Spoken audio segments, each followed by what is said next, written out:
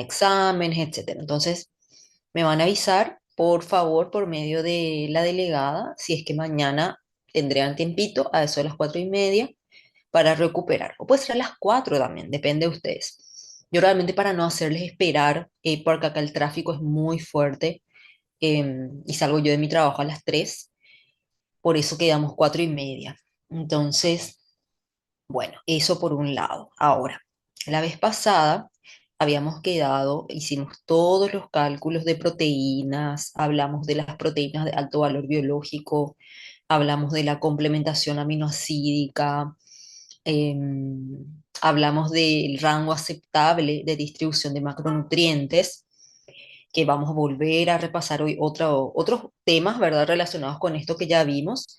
Y una vez que tengamos todos los cálculos, ahí sí yo les voy a volver a mandar el Excel. Yo no tengo ningún problema, solo que van a tener que reemplazar el que les había enviado la vez pasada, porque el de la vez pasada no estaba todavía completo. Entonces, hoy continuaríamos viendo ya la última parte, que es la menos compleja, que es la de lípidos e hidratos de carbono, ¿sí? La de los cálculos. Bueno, la vez pasada, para recapitular, ahora ya estamos un poquito más, estamos 15 personas. La vez pasada yo les había comentado que el rango aceptable de distribución de macronutrientes, que en inglés se denominaría AMDR, son esos porcentajes que cada uno de los macronutrientes, proteínas, lípidos y carbohidratos, van a estar cubriendo del valor calórico total de la persona, ¿sí? Y existen rangos que son considerados como aceptables según todas las investigaciones que existen hasta hoy día, de qué cantidad de las kilocalorías que consumimos tienen que proceder de cada tipo de macronutriente. Entonces, según las investigaciones, sabemos hoy día que según algunas referencias, que del 50 al 60% del total de kilocalorías que consumimos tienen que ser a partir de los hidratos de carbono, del 10 al 15% proteínas y del 25 al 30% lípidos. Sin embargo, hay otras referencias como las DRI, que yo les decía, que son las ingestas dietarias de referencia, que es un set de valores de recomendaciones de ingesta de nutrientes, de los macronutrientes y de los micronutrientes que existe, por el que también nosotros nos guiamos. Entonces, según esa referencia, el AMDR de los carbohidratos sería de 45 a 65%, las proteínas del 10 al 35%, lípidos del 20 al 35%, ¿sí? Eso yo les presento para que ustedes estén al tanto de que hay varias referencias, pero siempre, o sea, ¿qué es lo que acá podemos considerar al mirar esto? Siempre el que va a predominar, bueno, el lunes entonces, o martes, sí, queda bien, me está acá mencionando Michelle, si podría ser lunes y martes, chicos, después nomás me comentan, ¿verdad? Mañana no se preocupen, me dice que tienen otra clase ya asignada.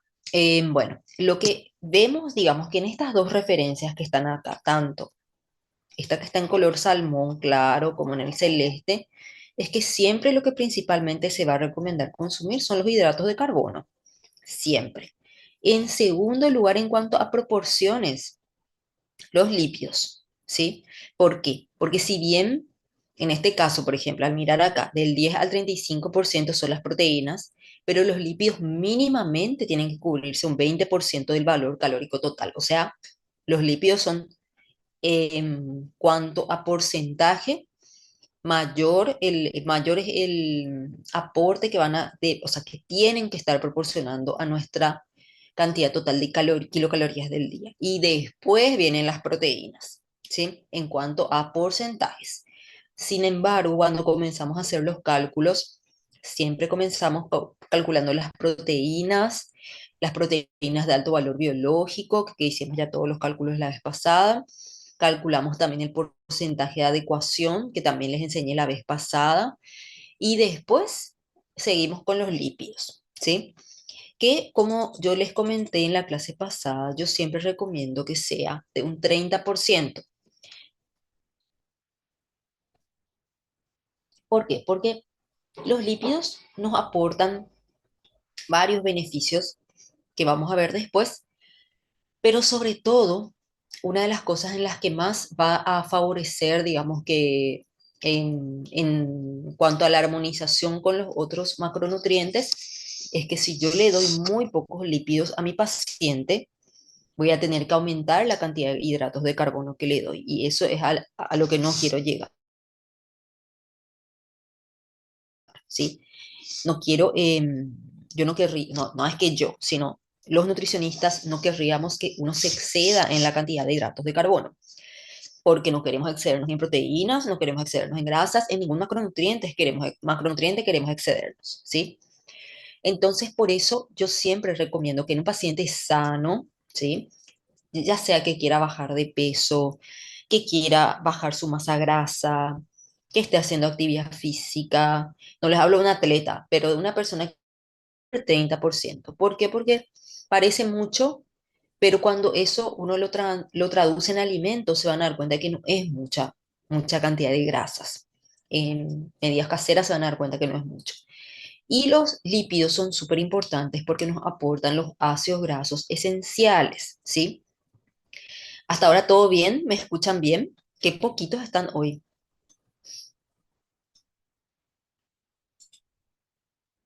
Sí, sí, Chicas, sí, chicos, ¿me escuchan bien? Están ahí, ¿verdad? sí, ¿verdad?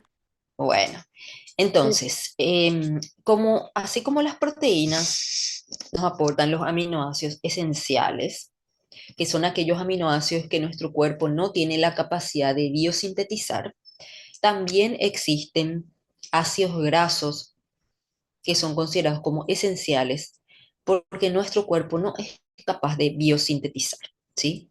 Hay muchos ácidos grasos que nuestro cuerpo puede sintetizar. Tenemos las enzimas para hacerlo a partir de ciertos sustratos que son aportados por la dieta, justamente.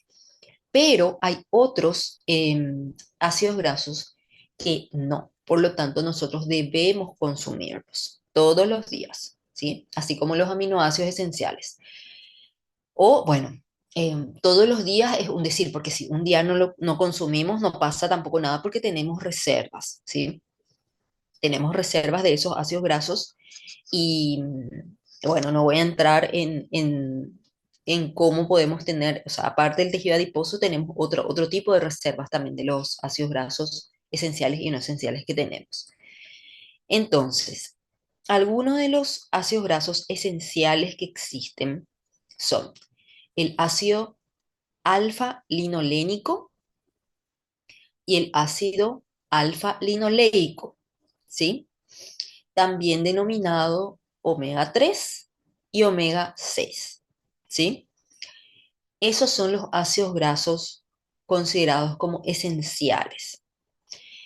Omega 3, omega 6, el alfa-linoleico y el alfa-linolénico, ¿sí?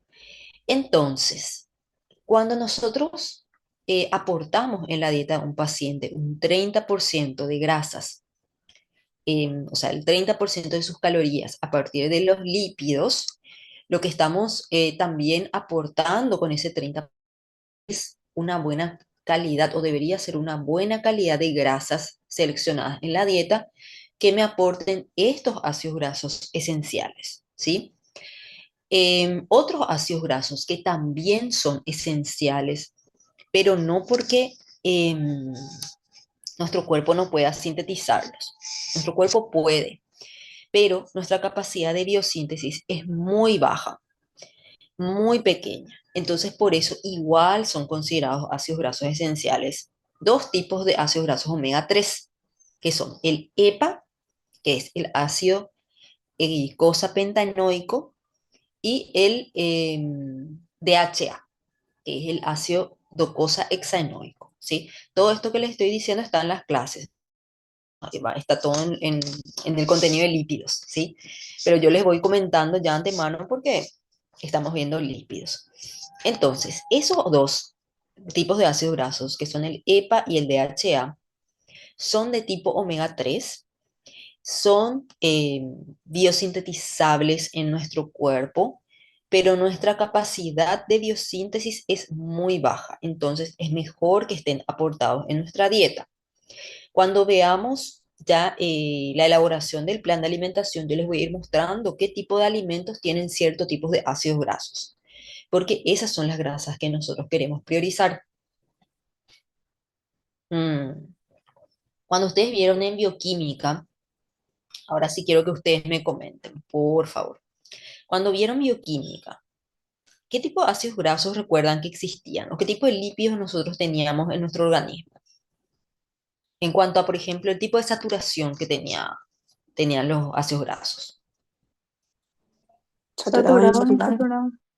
Saturados, insaturados, súper bien. ¿Y recuerdan el por qué se denominaban saturados e insaturados? La Por presencia los del enlaces. enlace. ¿Por cómo? Una a la vez. Sara, creo que fue Sara quien comentó. ¿Por qué eran saturados e insaturados? Por el doble enlace. De, entre los carbonos, el doble enlace entre los carbonos.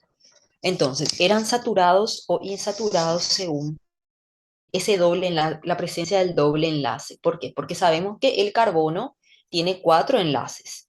Si él está unido por un doble enlace a otro carbono, quiere decir que le quedan dos enlaces nada más disponibles para unirse. O sea, si son dos carbonos unidos, les queda dos enlaces nomás a cada uno para unirse a los hidrógenos, ¿verdad? O sea, al hidrógeno. Entonces, por eso, en ese caso, están insaturados. Porque yo siempre uso la manera que uso para recordarme es que están saturados en hidrógeno o no. ¿Sí? Saturados sería que todos sus enlaces son hidrógenos, o hidrógeno más bien. Y insaturados sería cuando no están saturados de hidrógeno, por lo tanto van a tener menos enlaces para el hidrógeno, o sea, van a estar unidos los carbonos por un doble enlace, ¿sí? Y eso, o sea, esa es la nomenclatura que se le da por el tipo de enlace que tienen, que existen las moléculas de carbono, o sea, las moléculas del carbono del ácido graso, ¿sí? Que sabemos que tiene una composición.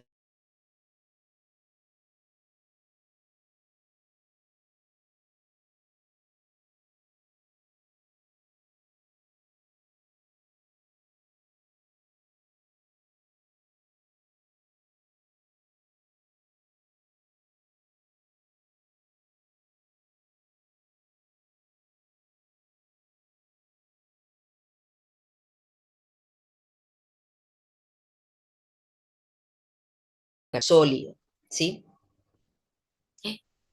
¿Me escuchan?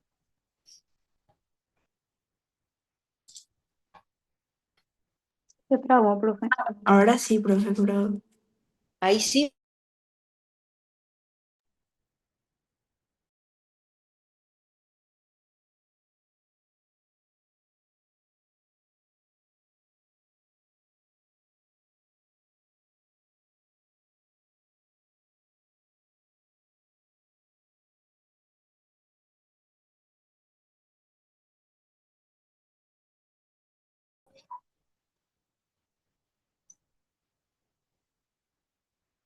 Hola. ahora sí, profe. Bueno, ay, súper, qué suerte que enseguida me avisaron también, porque si no yo iba a hablar. Ahí, bueno, pongo de vuelta el Excel, me avisan cuando le ven.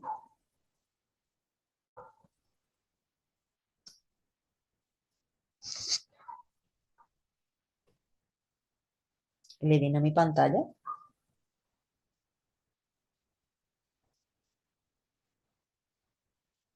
le ven al Sí, Excel. sí. Bueno, entonces les estaba comentando algo que vamos a igual volver a repasar cuando veamos específicamente alimentos ricos en lípidos. Pero es importante que ustedes ya de antemano sepan que aquellas grasas saturadas, en términos nutricionales, generalmente son grasas que se encuentran en estado sólido a temperatura ambiente, ¿sí? Los alimentos que tengan mayor cantidad de grasas saturadas van a normalmente encontrarse de manera sólida a temperatura ambiente, ¿sí? ¿Qué tipo de grasas les parece que existen en alimentos y que ustedes encuentran en forma sólida? No hay Manteca. correctos ni incorrectos. Manteca, sí, ¿qué más?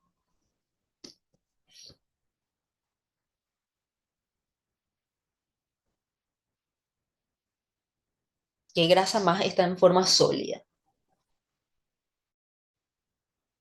El de la carne. Ujú. El de las carnes, re sólida está. ¿Qué más?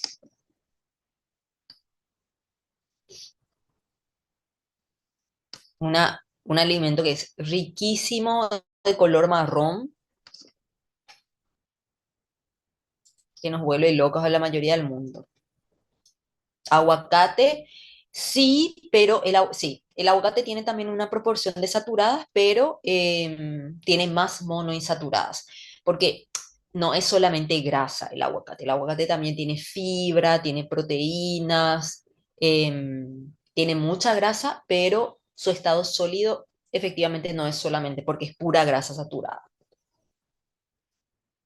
Eh, ¿Cuál es ese alimento que les mencioné? Si pueden, intenten adivinar. Un alimento color marrón, Chocolate. chocolate. El chocolate, por ejemplo, también es rico en grasas saturadas, que dependiendo, bueno, del porcentaje que tenga, tiene otros componentes que son bastante saludables también. Entonces, los alimentos, hay ciertos alimentos que son una mezcla de varios compuestos. No son 100% solamente grasa, sino también tienen otros componentes. El chocolate con leche, por ejemplo, es una mezcla de azúcar con leche, con la manteca cacao y otros, ¿verdad? Entonces tiene, aparte de grasas, tiene también hidratos de carbono en forma de azúcares simples, no tiene fibra, tiene un poco de proteína. Los únicos alimentos que son únicamente grasa serían, como mencionaban sus compañeras, las grasas de las carnes, eh, perdón, la manteca y los aceites. Después, todos los otros alimentos que son altos en grasa también son una mezcla muchas veces de grasas con proteínas y carbohidratos, ¿sí? Entonces, alimentos que son ricos en ácidos grasos insaturados, o sea, que a temperatura ambiente se encuentran en estado líquido. ¿Cuál podría ser uno? Unos. ¿Cuáles podrían ser? Que todos los días generalmente consumimos o se cocina con ellos. Aceite vegetal. Exactamente, los aceites vegetales. Y los aceites vegetales, si bien tienen también grasas saturadas, la mayor proporción de ácidos grasos que tienen son de tipo insaturado. Entonces, ese doble enlace entre los carbonos, cuando uno lo traduce a una estructura tridimensional que podemos ver, marca la diferencia entre que las grasas se encuentren sólidas o no a temperatura ambiente. Usualmente, como les digo, las grasas que tienen grasas saturadas generalmente existen en forma sólida. Eso no significa que tengan solamente grasas saturadas. También tienen una proporción de insaturadas, pero tienen mayormente grasas saturadas. Y los que se encuentran en forma líquida, como los aceites, tienen usualmente más cantidad de grasas poliinsaturadas, ¿sí? O sea, tienen muchos doble enlaces en la cadena. Em, Bueno, entonces también les decía recién que el EPA y el DHA son dos tipos de grasas de tipo omega 3, ¿sí? Después les voy a mostrar, seguro que ustedes ya saben, pero vamos a repasar igual por qué se llama omega 6, omega 3.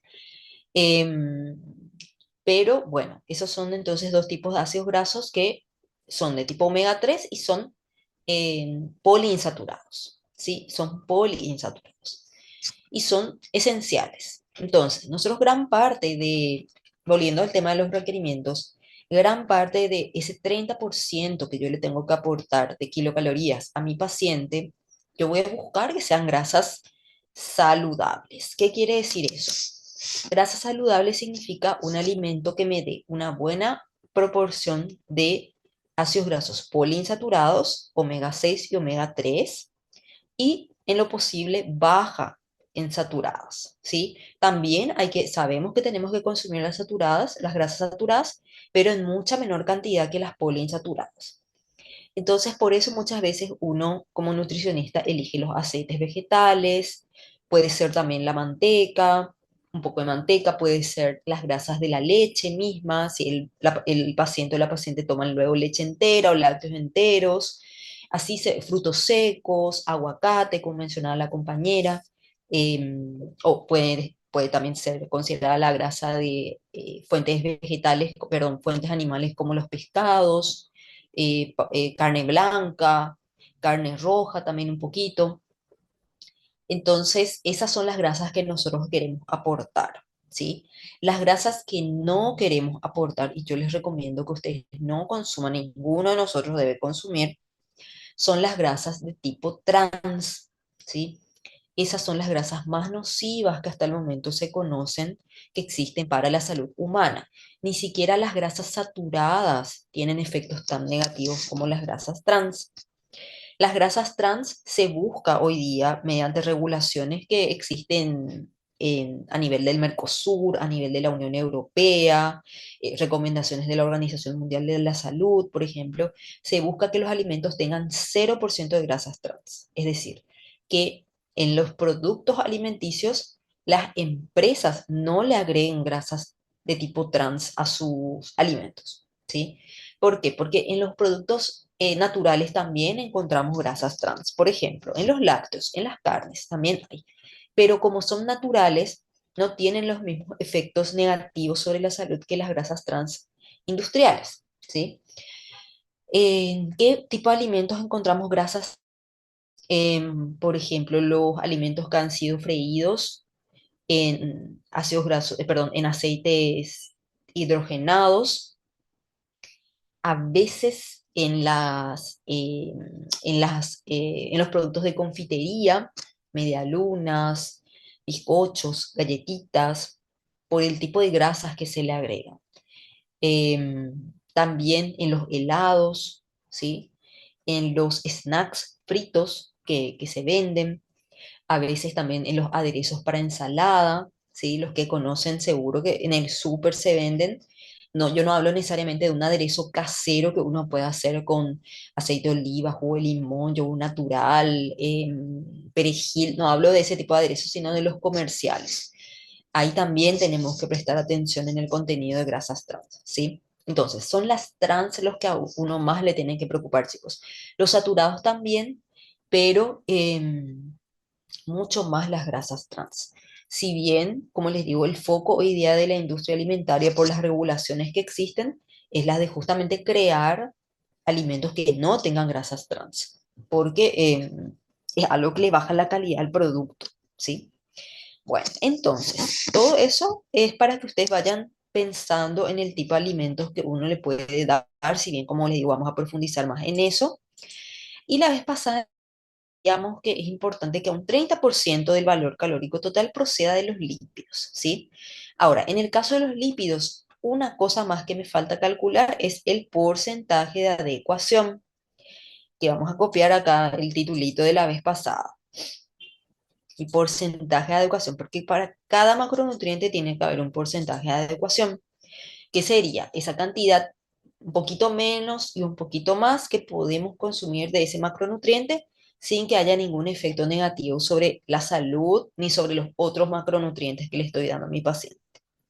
Entonces, acá se hace una regla de tres, ¿sí? Yo como les digo, siempre en mi regla de tres, para estos cálculos, el 100% va a ser el valor calórico total, es decir, la cantidad de kilocalorías que le voy a dar a mi paciente. Entonces, ¿cuánto es eso? 2842 kilocalorías. Es el 100%. ¿Cuántas kilocalorías serían el 90%? ¿Sí? ¿Por qué hacemos esto? Porque lo que nosotros queremos saber siempre, a lo que queremos llegar, es a cuántos gramos yo puedo comer, un poquitito de más y un poquitito de menos. Entonces, los cálculos, ¿yo por dónde los puedo comenzar a hacer? Por las kilocalorías, porque ese es el dato que tengo. Tengo el porcentaje de adecuación o AMDR y tengo el valor calórico total. Entonces, yo a partir de ahí puedo hacer este cálculo. Y este cálculo entonces sería, a ver, porque si tengo por acá,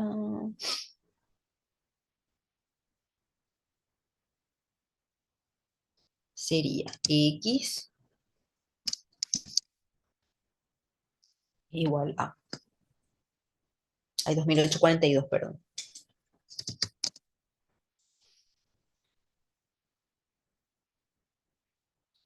Quiero buscar al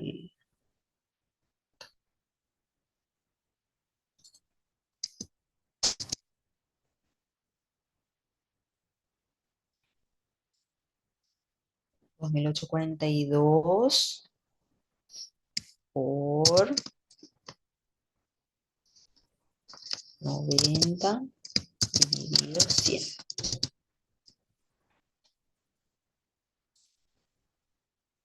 Estas son kilocalorías.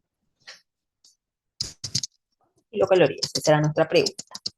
Bueno, ya tenemos las kilocalorías que corresponden al 90%. Ahora, ¿cuál será el siguiente paso que podríamos hacer para saber a cuántos gramos corresponde esto? Esta cantidad de kilocalorías y saber a cuántos gramos corresponde el 90%.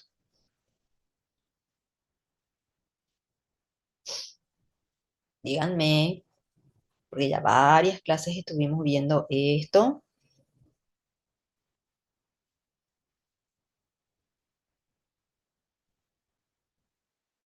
Chicas,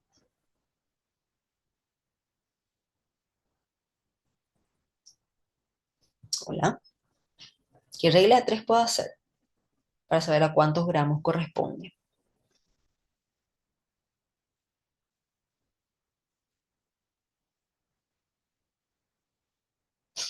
Hola. Hola chicos, lista de asistencia. Lista de asistencia. Vamos a abrir las cámaras, por Hola, profe. favor. Hola. Se está trabando un poco nomás. Ah, ok. Bueno, vamos a aprovechar igual para la lista de asistencia. Estamos 26. ¿Sí? Si pueden encender sus cámaras. Gracias. Hola, profe, ¿qué tal? Recién me llamaste. No funcionaba mi micrófono, ahora sí ya funciona. Ah, bueno, perdón. Sí. Bueno, pueden encender sus cámaras y de vuelta, como siempre, aquellos que no tienen cámara pero están presentes, ahora avisen en el chat, por favor. No en media hora, ahora, ¿sí? A ver, Camila Rodas, Jazmín Cardoso, Benjamín, Noelia, si pueden encender sus cámaras, por favor.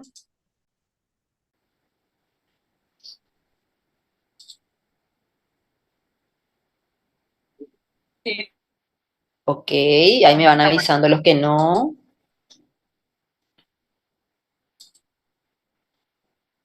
Bueno, voy a tomar la foto, ¿eh? Hola, Alan. Ok, bueno, tomo la foto.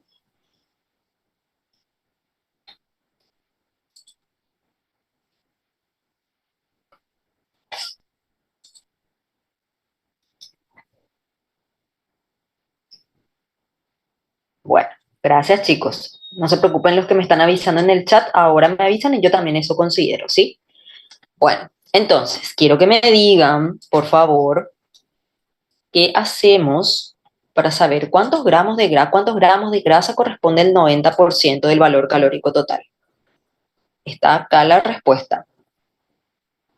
Voy a compartir mi Excel de vuelta.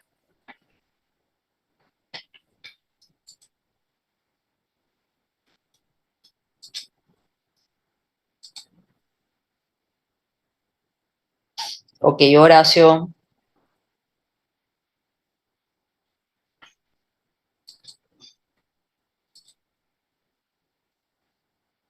¿Pueden ver el Excel, chicos? Sí. Ok. Entonces quiero que me digan, traten de imaginar, no imaginarse, fíjense, ¿qué podemos hacer para saber la Profe, cantidad de gramos? ¿Sí? ¿cuál era la pregunta? La pregunta es, ¿qué regla de tres puedo saber a cuántos gramos de grasa corresponde el 90% del valor calórico total? Voy a encender mi aire acondicionado un ratito mientras que piensan, ¿sí? Un segundo. Ahora cambió el clima, hace un calor acá. Un ratito.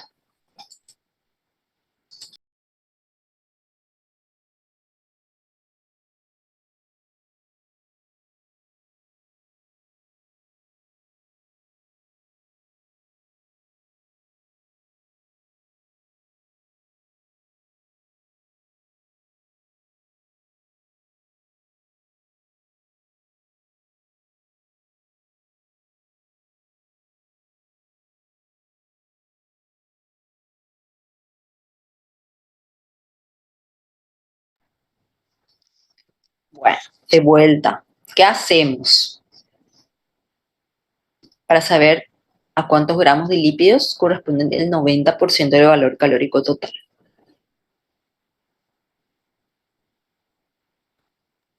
Y agarras tus kilocalorías y haces de 1 gramo de lípidos igual a 9 calorías. Entonces, 2558 kilocalorías, ¿a cuántos gramos van a corresponder? Súper, excelente, excelente. Muchísimas gracias. Así mismo, 1 gramo de lípidos corresponden a 9 kilocalorías. ¿Cuántos gramos de lípidos corresponden a 2508,2 kilocalorías? Entonces, uno lo que hace es esto dividido 9, porque esa es la regla de 3. Y ahí me sale cuántos gramos de grasas corresponde el 90%. Bueno, o sea que súper bien, gracias a la compañera. Entonces vamos a copiar este dato acá en la tabla, porque esta es la tabla que tiene que estar completa, ¿sí? Ustedes si quieren que se copie automáticamente un valor a una celda, le ponen, es igual, van a la celda que quieren que sea la que eh, tiene la que tiene la información y le dan Enter. Entonces, cada vez que ustedes cambien el cálculo acá, ya les va a cambiar en la tabla ahí arriba. Yo sé que capaz que ustedes sepan Excel, pero me aseguro nomás de que en caso de que no, haya alguien que no, que sepan eso. Bueno, y ahora nos falta el 110%. ¿Qué hago?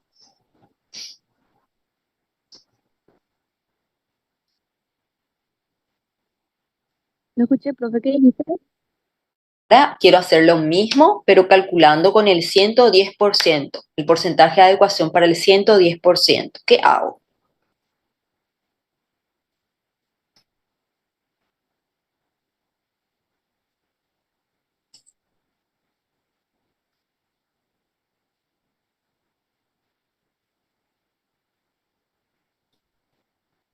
Y hacer la misma regla de 3, pero en vez de 90% pone 110. Ok, gracias Vanessa. 2842 kilocalorías es el 100%. Chicos, están entendiendo, me imagino, ¿verdad? Porque supongo que el silencio se debe a que ya es demasiado fácil esto. ¿Verdad? ¿Verdad? Hola, háblenme. Es así, ¿verdad? Sí, profe. Sí, profe. Bueno, gracias, gracias. Después, cuando tengan que hacer solos, yo una vez nomás les voy a mostrar esto. ¿Sí? Aprovechando que por suerte estuvieron grabando y demás. Incluso creo que esta clase no se está grabando, pero los procedimientos que se siguen, o sea, las reglas de tres que se siguen para calcular los lípidos y para calcular los carbohidratos mismos. Lo único que varía es el orden en el que uno va calculando las cosas para cada macronutriente, ¿sí? Pero si ustedes saben, eso yo quiero que se les quede en la cabeza, anoten ahí en su cuaderno, en su computadora. Si ustedes lo que necesitan siempre para hacer sus reglas de tres en estos casos es siempre el valor calórico total que le quieren dar a sus pacientes es el 100% y que cada gramo de carbohidrato y de proteína valen, o sea, corresponden a 4 kilocalorías y que un gramo, o sea, cada gramo de lípido corresponde a 9 kilocalorías. Con eso y el valor calórico total, uno puede hacer todas las reglas de tres que necesita, ¿sí? Necesitan. Entonces, si hoy no se graba la clase, eh, simplemente, bueno, cuando vean después el Excel que yo les voy a mandar, tienen que eso nomás tener en cuenta, que son diferentes reglas de tres que vamos haciendo para alcanzar lo más importante que son los gramos, ¿sí? De cada macro. Porque la dieta, el plan de alimentación se hace con los gramos de alimentos. Nosotros no usamos o sea, no calculamos en cada comida las kilogramos al paciente. Ya calculamos al comienzo. Lo que a nosotros nos importa después es la cantidad de gramos de cada macronutriente, ¿sí? Entonces, acá en lípidos, eso es todo lo que se calcula, el 100%, las kilocalorías que corresponden a ese 100%, o sea, el 30%, perdón, y el 90, 110. Ay, perdón, me equivoqué, todavía no es acá. Me falta calcular los gramos. ¿Qué dijimos? Que es otra regla de tres, que sería un gramo de lípidos, de lípido, igual a 9 kilocalorías. ¿Cuántos gramos de lípido corresponden a 2008,14 kilocalorías? Entonces, va a ser esto dividido 9. La regla de 3. Entonces acá tenemos en gramos. Yo le estaba poniendo la vez pasada en otro color.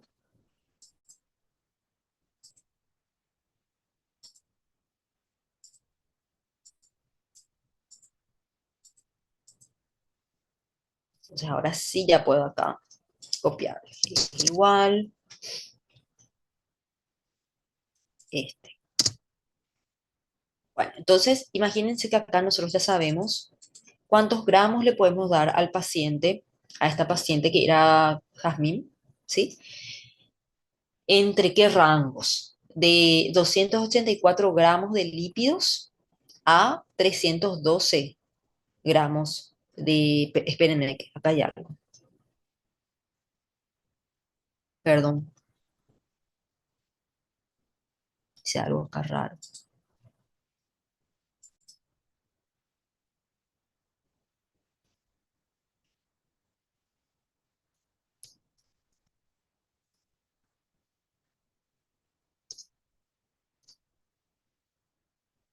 Espérenme que un segundito.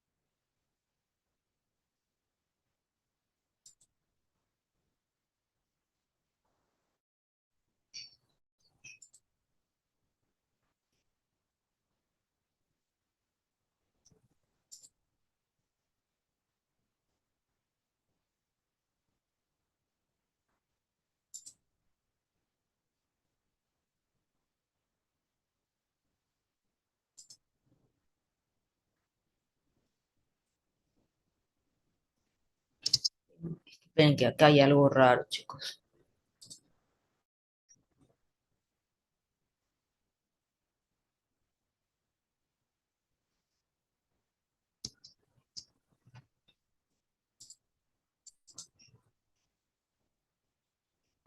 Mucho, es mucho ya.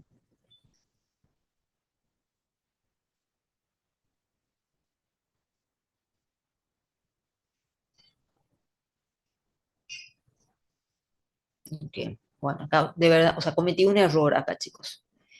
Me di cuenta, ¿por qué? Porque era demasiado alta la cantidad de gramos que se le puede dar a la persona, se le puede dar al paciente. Espérenme, que acá me confundí, me equivoqué, perdón.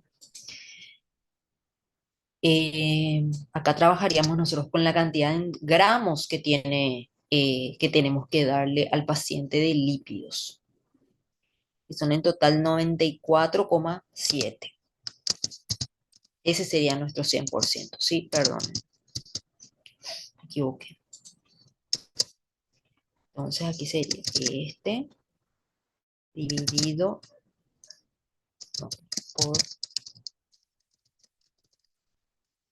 30 dividido 100 gramos. Y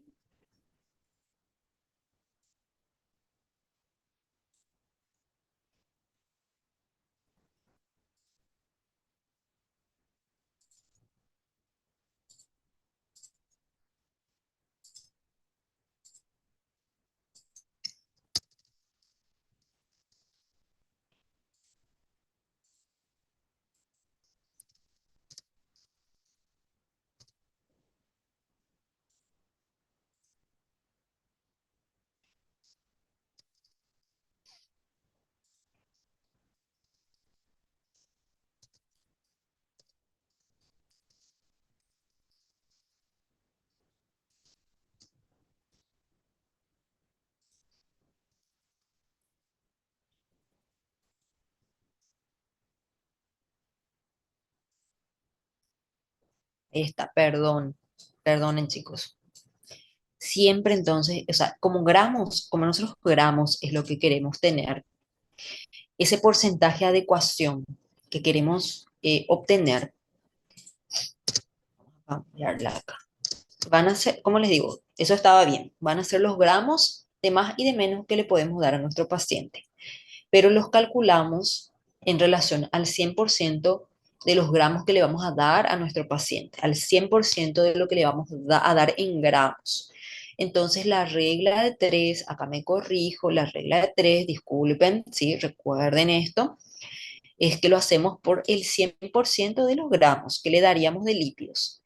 Entonces, ahí sí hacemos la misma regla de 3, pero en relación a los gramos de lípidos que le vamos a dar a nuestro paciente. Y entonces el 90% me salió 85,26, que lo voy a copiar acá.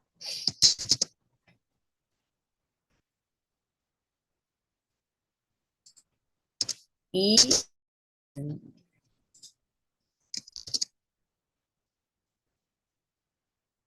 este, ahí sí. Porque fíjense cómo uno se va a dar cuenta si calculó mal, ¿sí? Vieron que el 100% es 94. Si yo estoy calculando el 90%, tiene que ser menos que 94, obviamente, porque este es el 100%. Entonces, cuando yo vi 200 y algo, ahí ya me di cuenta, no, no puede ser, está mal, ¿verdad? Entonces, eso les digo para que se den cuenta en caso de que estén haciendo el cálculo, así como yo me di cuenta, porque cometí un error, y ahora les corrijo para que no se confundan. Al mirar el 90% tiene que ser menos, ¿verdad? Y lo mismo que el 110, tiene que ser un poquito más. Entonces, a nuestra paciente le vamos a terminar dando entre 85,3 a 104,2 gramos de lípidos, si se puede, 94,7, ¿verdad? Pero si a usted le falta un poquitito o le sobra un poquitito y siempre está entre estos rangos, está bien igual, ¿sí? Bueno, ¿se comprendió, chicos?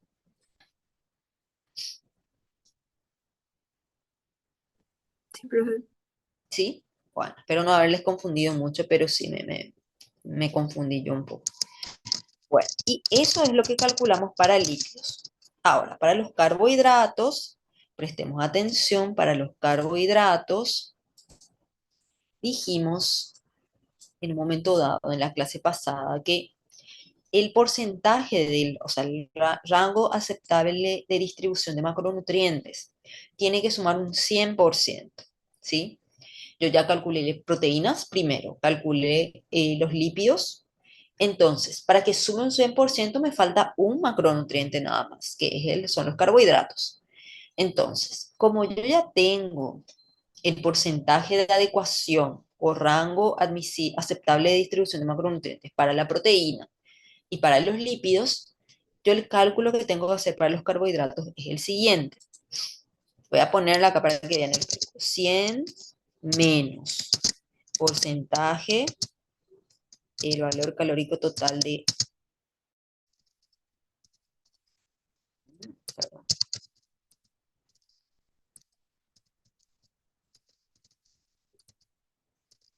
proteínas más porcentaje del valor calórico total de lípidos. Al hacer el cálculo creo que se va a entender un poco mejor. Entonces sería en este caso, perdón, 100 menos. ¿Cuál es el porcentaje que me salió de las proteínas? El rango de adecuación. Proteínas era 15,8. 15,8 más de lípidos 30. Ay.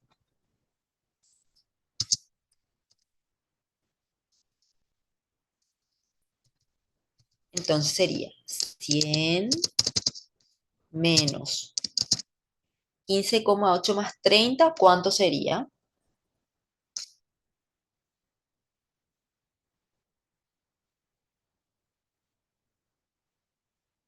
Hola, hola. ¿Están ahí, chicos? Por favor. ¿Cuánto es 15,8 más 30? 45,8. 45,8.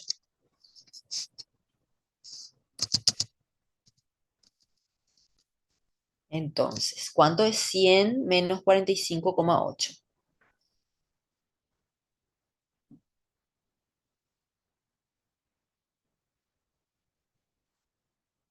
54,2.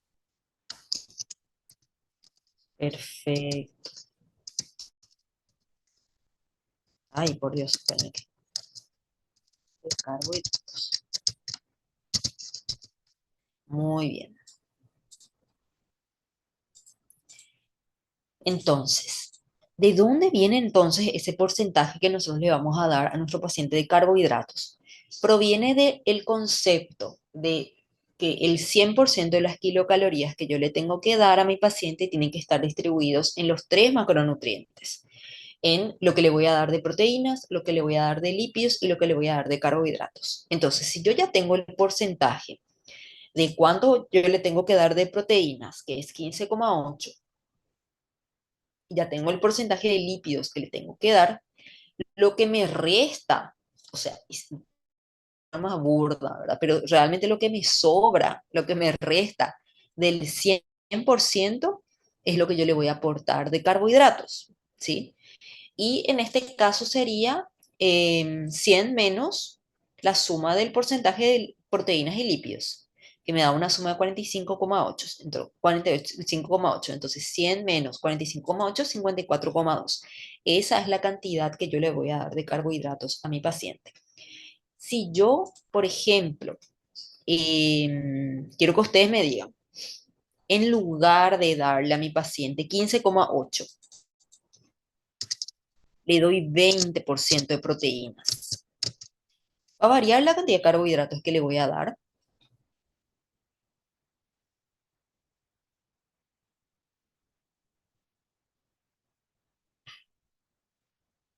Sí. Sí. ¿Y cuántos serían este ejemplo que estamos viendo acá? 50. 50. Sí. ¿Por qué? Porque está la suma de 20 más 30 da 50 y 100 menos 50 da 50. Entonces, se dan cuenta que cuando yo aumento un macronutriente, afecta al carbohidrato. Si yo reduzco otro macronutriente, afecta al carbohidrato. Si yo, por ejemplo, en lugar de haberle dado 15,8, creo que era de proteínas, le doy solamente un 10%. Díganme ustedes, ¿qué pasa acá? ¿Qué va a pasar con los carbohidratos? ¿Van a bajar o subir? Sí. Van a subir, ¿por qué? Porque 30 más 40, perdón, 30 más 10 es solamente 40. Y 100 menos 40, 60. Entonces pasamos de un 54% a un 60% de carbohidratos, ¿sí? Esa es la parte que yo quiero que ustedes tienen siempre. Si queremos una dieta equilibrada en cuanto a las kilocalorías que queremos consumir para tener un balance energético neutro.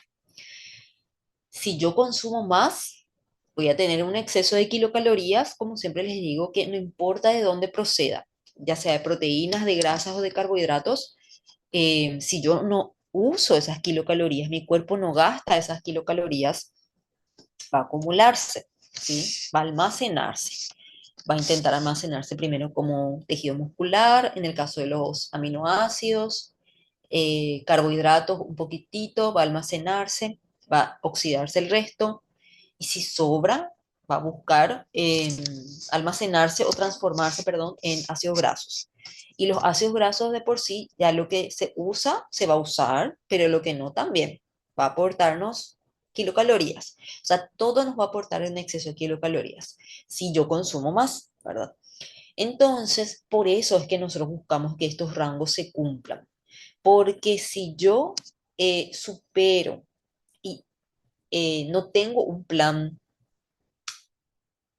a ver cómo decirlo para no sonar muy, no cumplo con un plan armónico en el que se cuiden las cantidades y todo el tiempo estemos eso cuidando, van a producirse modificaciones en el peso de la persona. Y no solamente en el peso, sino también en los nutrientes que se consumen. Porque cada uno de los macronutrientes me aportan cosas súper importantes que vamos a seguir viendo, ¿verdad? Pero bueno, yo a eso quiero llegar con ustedes. ¿Ve? Que si ustedes van a comer más proteínas, eso tienen que ustedes saber que va a repercutir sobre la cantidad de carbohidratos, finalmente. ¿Por qué? Porque a no ser que bajen la cantidad de grasas, ¿sí? Si quieren ustedes, pueden bajar la cantidad de grasas y comer más carbohidratos.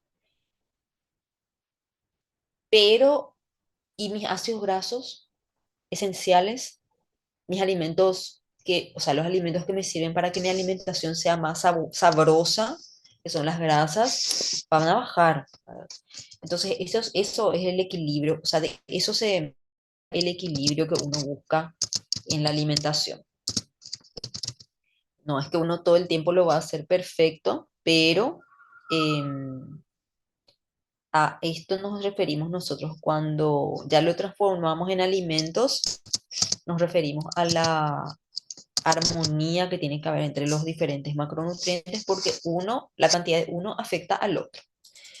Entonces acá en el caso de los carbohidratos dijimos que salía, en el caso de la compañera, 54,2.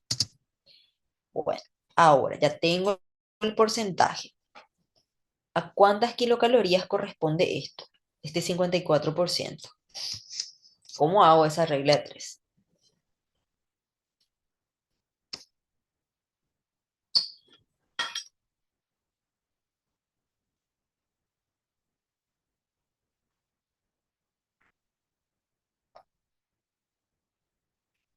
Si yo quisiera saber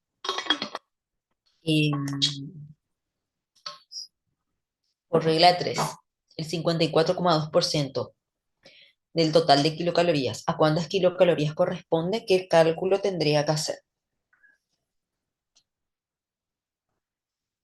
Para yo saber, nuevamente, para yo saber la cantidad de kilocalorías que me aporta ese porcentaje de carbohidratos que le tengo que dar, ¿qué cálculo tengo que hacer?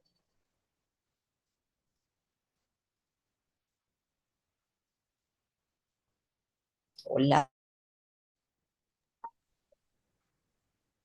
Y sacas otra vez el porcentaje. Este total que es 2042. 2842. Perfecto. A partir de ahí, entonces, ese es mi 100%, ¿verdad? Sí. Bien, perfecto. 2842 kilocalorías, el 100%. ¿Cuántas kilocalorías serían el 54,2%? X es igual a 2000, acá la vamos a buscar, acá donde estaba,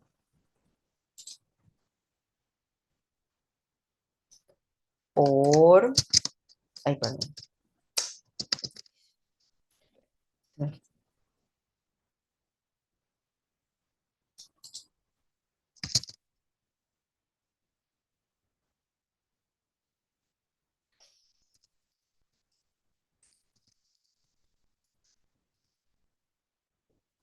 perdón,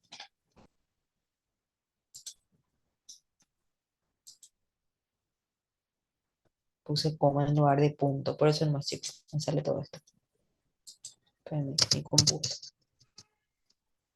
Acá está. Kilocalorías. Entonces, este también ya podemos completar acá en la tabla. Acá, perdón.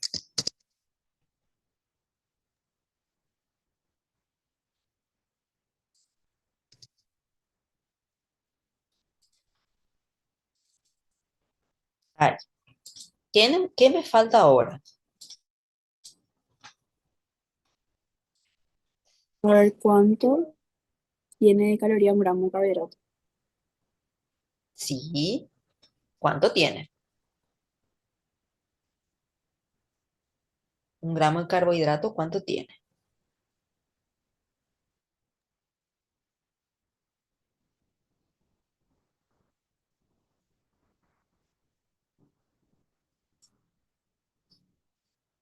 Un gramo de carbohidrato, ¿cuántas kilocalorías tiene?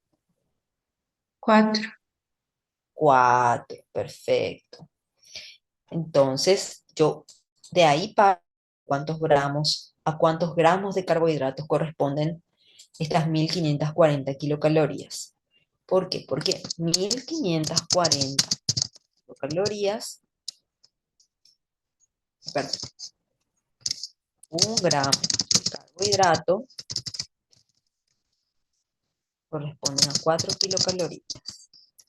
¿Cuántos gramos de carbohidratos corresponden a 1540,6 calorías?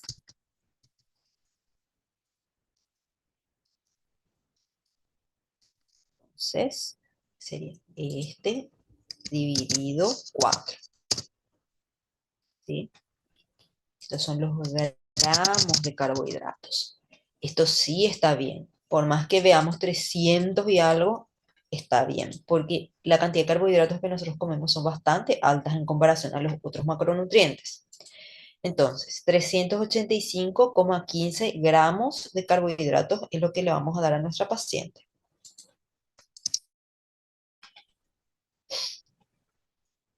Este, ¿sí? Y por último, nos falta calcular el 90-110% de los gramos. Lo voy a poner acá para que no nos confundamos. Es como me confundí recién, ¿sí? ¿Qué es? Se hace por el 100% de los gramos que le vamos a dar. Entonces, 385,15. Parece que en mi caso nomás hay como 100%. X al 90%. ¿Da? Por esto dividido 100. ¿Está bien? ¿Qué les parece este número? ¿Tiene sentido con lo que estamos mirando más arriba, un poquitito más arriba, del 90%?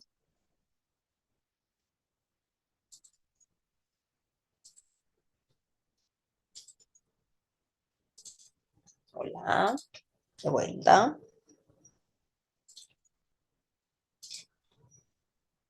¿Tiene sentido este valor que salió acá?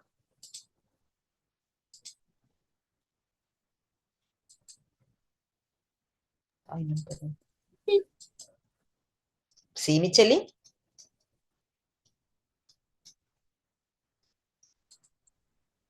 yo creo que sí. Sí, realmente sí, porque vieron que si el 90%, perdón, el 100% son 305 gramos, el 90% tiene que ser menos, ¿verdad? Y acá no salió menos. Por lo tanto, tiene sentido, ¿sí? Entonces vamos a copiarle acá este, 90%.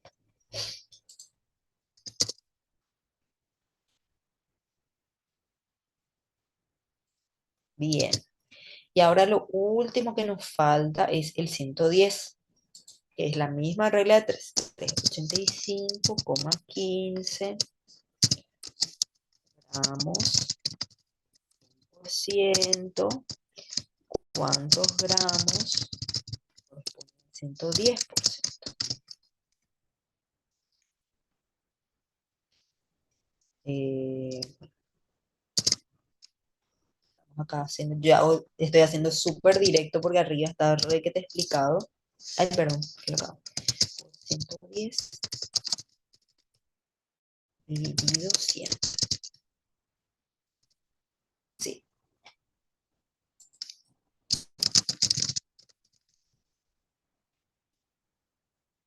vieron que acá ya es más luego, más que 385 porque ya es el 110%.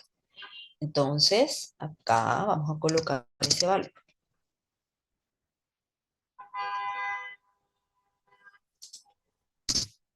Ahí está. Bueno, ahora quiero que miren esta tabla, ¿sí? Miremos esta tabla un rato.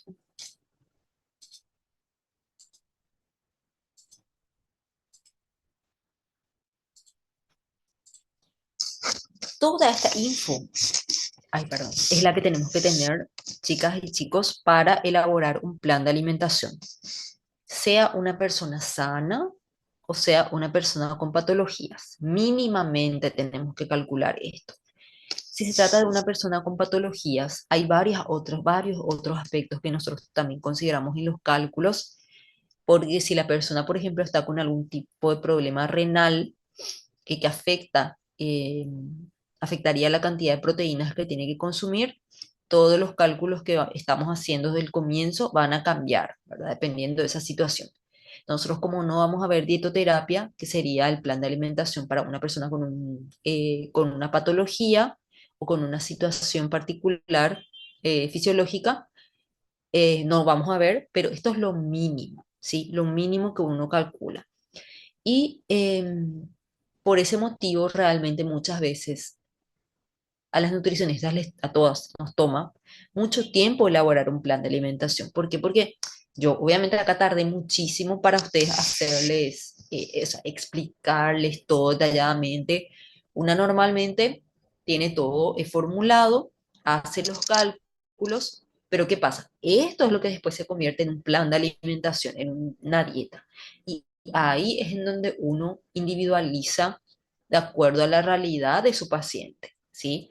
Transforma estos cálculos en alimentos realistas, en alimentos que le gusten a su paciente, o si no le gusta, alimentos que está dispuesto a probar el paciente, alimentos que el paciente puede comprar a largo plazo. Esa adaptación es la que sigue después de hacer estos cálculos, ¿sí?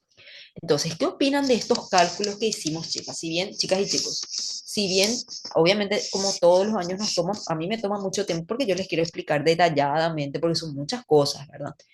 ¿Qué piensan de los cálculos? Súper bien, profe. No es muy complejo. No, es complejo, exactamente. Es largo al comienzo, porque dependiendo de qué macronutrientes se trate, hay algunos que más detalle tenemos que tener. Ejemplo, proteínas, por ejemplo. Más cosas calculamos. Sin embargo, en los otros es, como les digo, regla de tres, ¿sí? Con esos valores que les comenté, que son los que consideramos como el 100%, etcétera. Ahora, después viene la siguiente etapa, que es la de seleccionar los alimentos y las porciones para distribuir este plan de alimentación, ¿sí? Entonces, ahora voy a dejar de compartir mi pantalla del Excel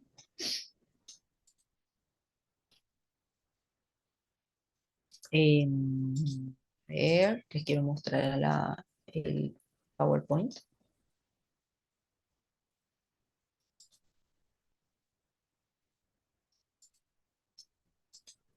Me avisan por favor cuando ven el PowerPoint.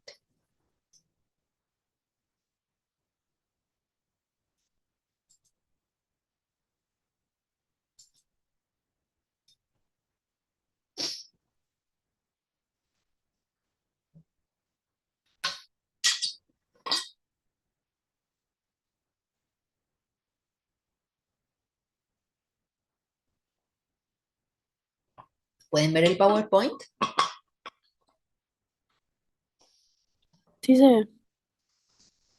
Eh, bueno, entonces, vamos a pasar, ay, Dios mío, vamos a pasar un poco a la teoría de los macronutrientes que estábamos viendo. Esto es algo que ya vimos en la clase pasada, que es el rango aceptable de distribución de macronutrientes, que es lo que real al comienzo de la clase volvimos a repasar, y que es lo que yo les puse en el Excel y que está acá. También en esta diapositiva podemos observar las recomendaciones que yo les había comentado de, por ejemplo, el tipo de grasas que se recomiendan. Perdón. Por ejemplo, en el caso de las grasas trans que yo les decía, consumir lo mínimo que se pueda en una dieta saludable, ¿sí? Lo mínimo. Nosotros no hay ninguna recomendación de cantidad que se deba consumir de grasas trans. Lo mismo con las grasas saturadas, ¿sí? Y acá están los ácidos grasos que les comenté que son los esenciales también. El omega 6 que es el ácido linoleico, y el omega 3 que es el ácido alfa-linolénico, ¿sí? Y dentro de los omega 3 esenciales también existen el EPA y el DHA, que les comenté que son, realmente sí son sintetizados por nuestro cuerpo, pero como sintetizamos en tan baja cantidad, tenemos que consumirlo de manera, eh, o sea, pensando que son esenciales, ¿sí? Y normalmente eso, bueno, vamos a ver en qué alimentos se encuentran después. Ahora, algo que ahora les pido que presten atención porque es súper interesante, porque todo el tiempo se menciona esto, bueno, capaz que en mis redes, porque soy nutricionista, pero se habla mucho usualmente de la composición de una dieta, ¿sí? Una dieta, recuerden que la palabra dieta se refiere al plan de alimentación que todos seguimos diariamente, ¿sí? Nuestra dieta es lo que comemos todos los días. Hacer dieta coloquialmente es algo que ya cuando estamos tomando ciertas medidas en nuestra alimentación para lograr un objetivo específico, pero la dieta es lo que consumimos todos los días. Y algo que se menciona en cuanto a las dietas es por qué elegimos cierto tipo de nutrientes versus otros, ¿sí? ¿Por qué priorizamos cierto tipo de nutrientes versus otros? ¿Sí? Y una de las razones por las cuales, como les comenté el primer día que comenzamos a hablar de proteínas, una de las razones por las cuales uno siempre busca que en una comida estén los tres macronutrientes es por el efecto que tienen sobre la liberación de insulina, ¿sí? Ya me habían dicho ustedes que saben qué sucede con la insulina. ¿Qué sucede cuando yo consumo un alimento? Se libera insulina. ¿Para qué se libera esa insulina? Para que ese alimento entre en las células. Así mismo. Es como una puerta que va a permitir la entrada de los nutrientes a las células, ¿sí? Para que se oxiden y nos den energía, etcétera. Ahora, una creencia, digamos, que existe es que, o sea, que es una creencia, como les digo, de repente la gente que no forma parte del ámbito de la salud cree que es así. Se piensa que solamente los hidratos de carbono son los que promueven la liberación de insulina. Cuando están en el torrente sanguíneo, una vez que se produjo la digestión y ya se encuentra circulando la glucosa en el torrente sanguíneo, se piensa que solamente la glucosa es quien estimula a la liberación de insulina. Y no es así. También los aminoácidos, como mencionan ahí, la valina, la leucina, la isoleucina, que son todos aminoácidos esenciales, también son potentes secretadores de insulina. ¿Por qué? Porque nuestro cuerpo también quiere absorber y utilizar las proteínas, ¿sí? Por lo tanto, la insulina también se libera cuando con proteínas, ¿sí? Em, entonces, ese primer mito, si bien yo sé que ustedes están viendo seguro en fisiología o en otra asignatura, el primer mito que existe es que nosotros pensamos que solamente con la glucosa aumenta la insulina. Y no es así, ¿sí? También aumenta con el consumo de las proteínas, ¿sí? Ahora, em, como menciona este trabajo que les quiero mostrar unos gráficos, las proteínas y los aminoácidos de la dieta tienen un efecto insulinotrópico, o sea, aumentan la liberación de insulina por parte de las células beta del páncreas, asegurando el uso de glucosa en sangre por los tejidos, ¿sí? O sea, igual en una misma comida, muchas veces cuando nosotros consumimos una proteína, o sea, un alimento que tiene proteína e hidratos de carbono combinados, por ejemplo, puede ser un lomito que tiene carne, puede ser de pollo, de vaca, con pan, las verduritas y la mayonesa, etcétera. Es una combinación de proteínas con carbohidratos. Entonces, esas mismas proteínas de la comida van a estar estimulando la liberación de insulina. ¿Para qué? Para que también se favorezca la absorción de la glucosa, pero también porque de por sí esas proteínas, esos aminoácidos por sí solos ayudan a que se libere la insulina, ¿sí? Entonces, como dicen aquí en la parte final de la diapo, el consumo concomitante, o sea, al mismo tiempo, en el mismo momento, de carbohidratos y proteínas estimula las concentraciones plasmáticas de insulina en individuos sanos, ¿sí? O sea, cuando ustedes comen proteínas, también se va a liberar, cuando comen ambos, también se va a liberar insulina. Ahora, fíjense en esto, este es un estudio que se hizo en Turquía, que los autores que están ahí mencionados refieren que, según las investigaciones que ellos realizaron, un consumo de 12,5 a 50 gramos de proteína no afecta el nivel de glucosa en sangre, pero se observa que un consumo superior a 60 gramos de proteína causa una respuesta glicémica tardía y aumentada en la glicemia postprandial entre los 18 y los 300 minutos. Este es un estudio en el que ellos evaluaron qué sucedía con la glicemia y con la insulina ante diferentes dosis de proteínas en individuos de 18 a 65 años, o sea, adultos, ¿sí? Con un IMC normal y sin ninguna enfermedad crónica.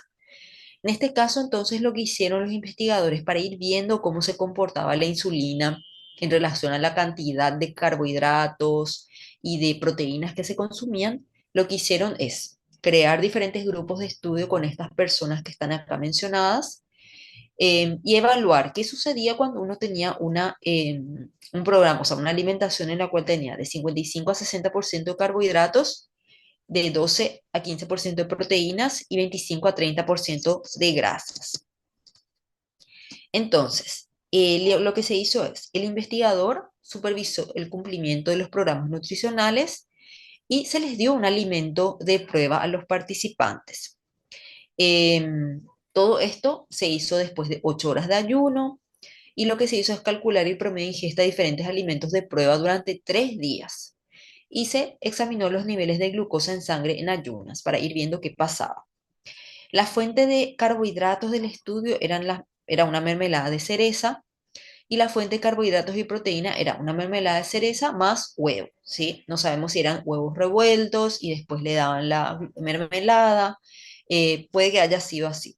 Entonces, se midieron en 3 momentos la glucosa, la glicemia, después de estas comidas, en 30, 60 y 120 minutos, durante 3 días. ¿Sí? Porque cuando uno mide una sola vez, uno puede decir, bueno, es algo que sucedió al azar, este aumento se debe al azar, pero cuando yo tengo varios días, determinaciones de varios días, yo puedo llegar a una información más veraz.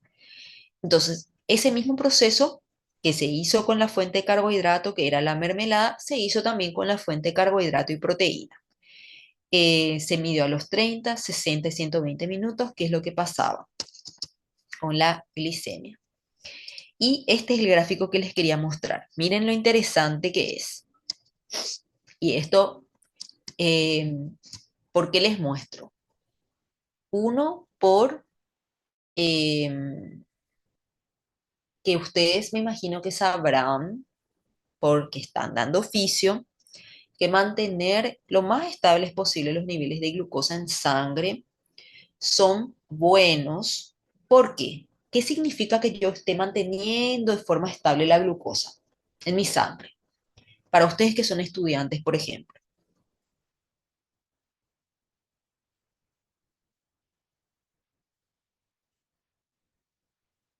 ¿Qué pasa si ustedes mantienen su glucosa estable? O sea, no hay oscilaciones ni muy bajas ni muy altas de su glucosa en sangre. Tengo energía disponible. Exactamente. Tienen la energía disponible de manera más estable, ¿sí? Si ustedes, por ejemplo, eh, empiezan, no sé, supongamos que están con una glicemia de menos de 70, una glicemia menos de 70, que es un poco baja, ¿verdad?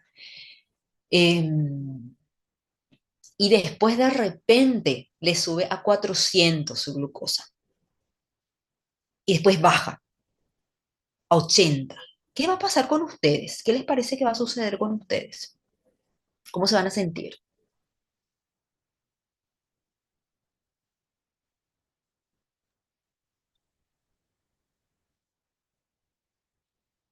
En un pico de energía y después cansados.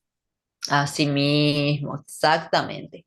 Con muchísima energía en un momento dado y después, bueno, coloquialmente, van a muerto sentirse. Entonces, literal, bueno, no literal, ¿verdad? Metafóricamente, se van a sentir somnolientos, se pueden marear, que es justamente la situación que se da muchas veces en los casos de pacientes con diabetes de tipo 1 o de tipo 2, en los cuales cuando ellos están tomando ya algún medicamento o se inyectan insulina para regular los niveles de glucosa en sangre que tienen, si ellos se sobrepasan en la dosis, o hacen mucho ejercicio, por ejemplo, ocurre eso, que les baja muy rápido la glucosa y ahí es cuando muchas veces ellos se quieren desmayar o se sienten débiles o somnolientos o cosas peores, ¿verdad? En el caso de la diabetes de tipo 1, sobre todo. Entonces, nosotros buscamos usualmente que a lo largo del día, si bien es normal que vaya después de una cierta cantidad de horas o sea, cuando pasan las horas después de la última comida, es normal que vaya bajando la glucosa, pero no queremos los efectos de los picos de glucosa, por estos efectos que les estoy mencionando y que les está mencionando la compañera. Entonces, por ese motivo, porque nosotros queremos mantener estable la glucosa, es que se toman ciertas decisiones con respecto a los alimentos que se proporcionan, ¿sí? Y en cuánto tiempo vamos a tener los efectos del mayor pico de glucosa para el máximo nivel de energía que se encuentra a disponibilidad para nosotros, ¿sí? Esto porque podría ser súper interesante en el caso, por ejemplo, de los deportistas, en el caso de las personas que quieren hacer actividad física.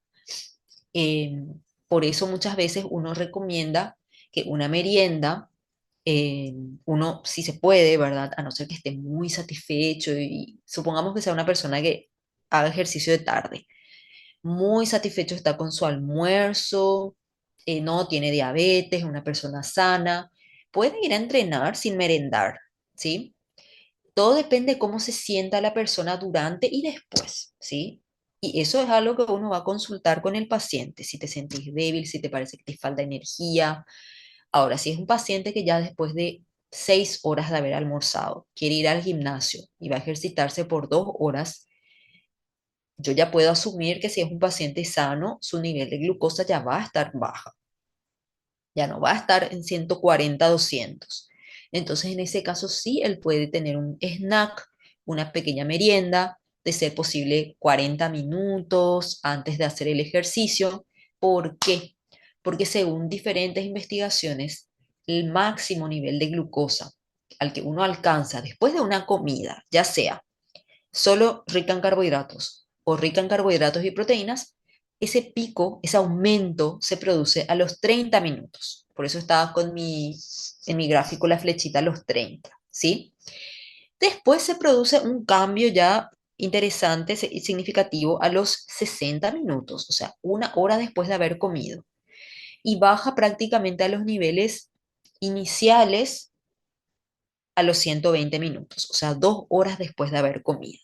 Nos referimos a esta cantidad que estamos viendo en este ejemplo, ¿sí? 40 gramos de mermelada de cereza, que es poquísimo, son 2 cucharadas, y en el otro caso era esas 2 cucharadas de mermelada más un huevo, ¿sí? Se dan cuenta que es un volumen pequeño, o sea, uno perfectamente podría ir a entrenar con esa cantidad de comida y esperar, claro, media hora, 40 minutos para hacer ejercicio. Entonces, estos investigadores lo que vieron es que sí se produce un aumento en la glucosa cuando yo consumo, por supuesto, carbohidratos, también cuando yo consumo carbohidratos con proteínas, pero es menos el aumento de la glucosa cuando los consumo con proteínas. Cuando consumo las proteínas es un poquito menos mi aumento de glucosa. Eh, pero al final, si se fijan en el gráfico, tenemos jam es mermelada, el azul, la línea azul. Jam plus egg sería la mermelada más el huevo, que es la línea naranja. Si se fijan, ¿qué pasa a los 120 minutos con ambas comidas? ¿Qué pasa a los 120 minutos con la glicemia? Desciende. Desciende. ¿Y cuál desciende un poquitito más en este estudio? La mermelada. Entonces, si se fijan, yo tengo más glicemia con la mermelada, pero a los 120 minutos baja más mi glicemia que cuando, o sea, cuando como ese carbohidrato con una proteína. Con una proteína baja menos mi glicemia. Por eso nosotros recomendamos siempre, eh, los nutricionistas y las nutricionistas recomendamos que en las comidas nosotros tengamos siempre, si se puede, luego los 3 macronutrientes, si no, por lo menos 2, porque esto significa que los niveles de glucosa se van a mantener más estables. Es normal que descienda, para eso comemos, para que se use esa fuente de energía, pero el descenso es un poquitito más grande cuando es solamente el carbohidrato lo que se consume, ¿sí? Se mantiene más estable cuando consumimos, o sea, un poquitito más estable cuando consumimos con una proteína, ¿sí? ¿Se entiende el gráfico, chicos? Sí se entiende, profe. Tengo una pregunta. Sí. Em, por ejemplo, una persona que tiene una dieta alta en proteínas, así hace muchísimo tiempo, y su glicemia igual Ujú, sigue alta en ayunas, ujú. ¿a qué se puede deber? Puede deberse a que sus tejidos no sean lo suficientemente sensibles a la insulina o a que la insulina que se está produciendo no es suficiente. O sea, ya sería como un indicio de diabetes. Podría ser, no un inicio, pero se le denomina prediabetes muchas veces. Pero eso se evalúa justamente con unas pruebas que miden la liberación de insulina y de glucosa al mismo tiempo. Y ahí uno puede saber si efectivamente hay poca insulina que se está liberando por el páncreas o si la persona tiene una normal liberación de insulina, pero sus tejidos son insulino resistentes, o sea que esos receptores de insulina que están ahí en el tejido esperando que venga la insulina a unirse, ellos son los que están con algún defecto o algún problema, no son suficientemente sensibles a la insulina. Entonces, podría ser por eso, por ejemplo, si es una persona que come muchas proteínas, porque como dijimos, igual se va a liberar insulina, em, va finalmente esa cantidad alta de proteínas compensar de alguna forma la fuente energética que debería ser de los carbohidratos, pero si uno nota que la insulina sigue siendo alta, me dijiste la insulina o la glicemia. Y claro, la glicemia, si sigue siendo alta es porque algo hay que ver que está sucediendo con la insulina o el glucagón, ¿sí? Porque la insulina lo que hace al liberarse es ayudar a que baje la glucosa y el glucagón hace que aumente la insulina, ¿sí? Entonces, la glucosa quiero decir. Entonces, por ese lado, uno debería ir evaluando clínicamente qué pasa. ¿Qué pasa con la insulina de ese paciente o con su sensibilidad a la insulina?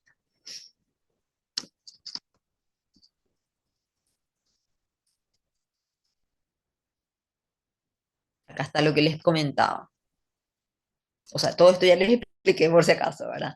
Si uno ya encuentra significativamente, o sea, estadísticamente, una diferencia en los niveles de glicemia a los 120 minutos. Significativamente, estadísticamente, ¿sí? Puede que no nos parezca mucho desde 140, un promedio de 140 de glicemia después de haber comido, en el caso de la mermelada, a los 120 minutos ya se produce un descenso significativo en términos estadísticos. Ya llegamos a 90, un promedio.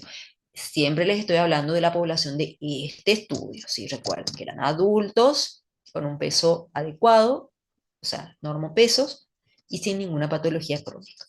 Y miren cómo, o sea, lo que sucede con la mermelada con huevo. Eh, a los 120 minutos, ¿qué pasaba con solamente el consumo de mermelada? 92,2. Y en el caso del consumo de la mermelada con huevo, 96,3 promedio. En la mediana o bueno, promedio. Entonces ahí nuevamente uno encuentra diferencias significativas entre el inicio y el final, ¿sí? Estos datos son súper importantes por lo que estaba mencionando la compañera, que es súper importante que uno, si tiene antecedentes de pacientes con diabetes en la familia o incluso a partir de los 40 años, todos deberíamos tener en el chequeo para ver cómo se encuentran nuestros niveles de glicemia en ayunas. Según la Asociación Americana de Diabetes, una glicemia plasmática en ayunas de 100 a 126 miligramos por decilitro o una glicemia postprandial después de comer, a las 2 horas de comer, de 140 a 200 indican, ahí está, intolerancia a la glucosa, que es lo que normalmente a veces para, como les digo, para que entienda el paciente, uno se refiere a prediabetes, eh, coloquialmente, pero el término técnico profesional es intolerancia a la glucosa. Y esto, si es que se confirma, porque uno, no por una vez haber tenido hiperglicemia, ya vamos a decir, este paciente está con intolerancia a la glucosa o tiene diabetes.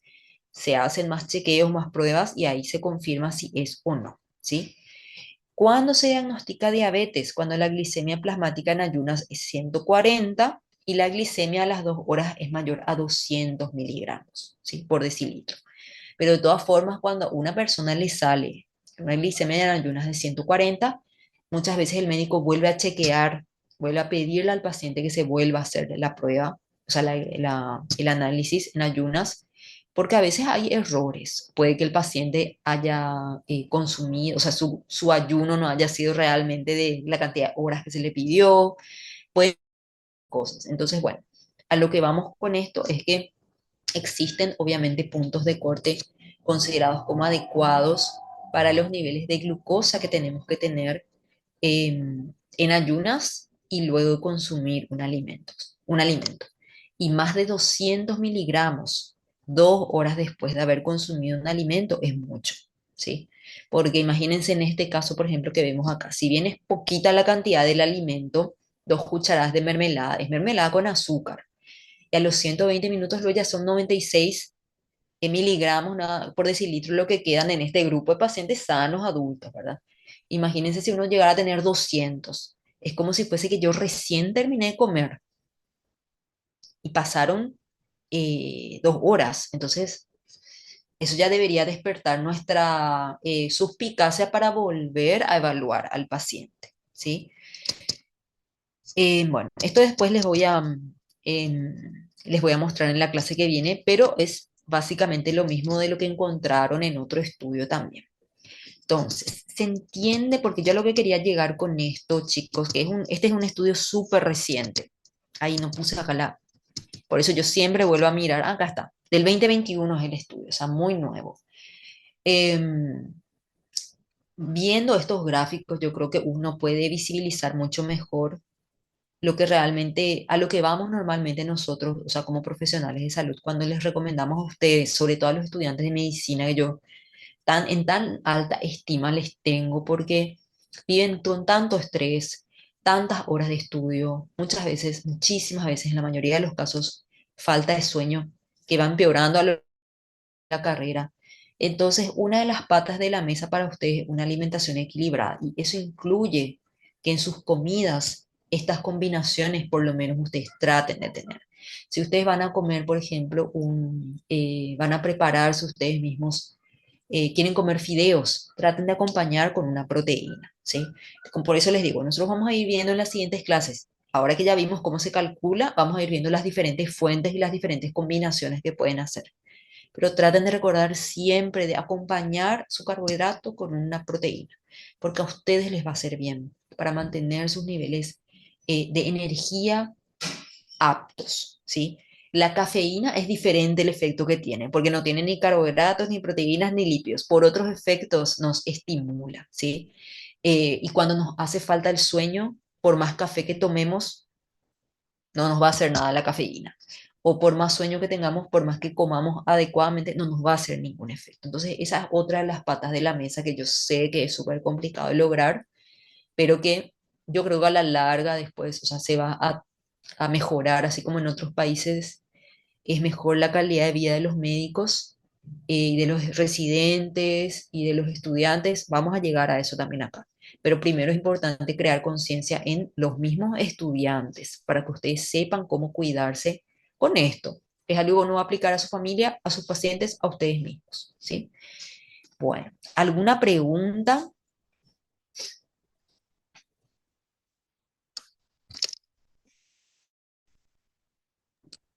Yo entendí súper bien, pero Ok. Entonces se van a ir a merendar, por favor, ahora un yogur con... ¿Con qué podrían merendar? un huevo. Sí. O puede ser un huevo revuelto, dos, tres huevos revueltos con una rebanada de pan o galletitas de agua o una fruta, ¿sí? Siempre proteína y carbohidrato, ¿sí? Bueno, entonces, ya que no hay ninguna pregunta, voy a confirmar con Michelle y si nos vemos el martes, depende de lo que ustedes me digan. Profe, Y, yo hice votación y prefirieron el lunes. pero yo no puedo lunes. Ah, no puedo. No, no, me dijiste. No, no puedo yo el lunes. Eh, Vamos a ver si en esa semana tienen igual clase el viernes la próxima semana. Todavía no sabemos si va a ser virtual o presencial, profe. Ah, ok. Pero viernes normalmente ustedes tienen clase, entonces a la tarde. Sí. Ah, El viernes de la próxima semana son los juegos. ok, bueno. Entonces no. Y martes ya tienen clase entonces. O algo tienen. Por eso martes no les queda bien.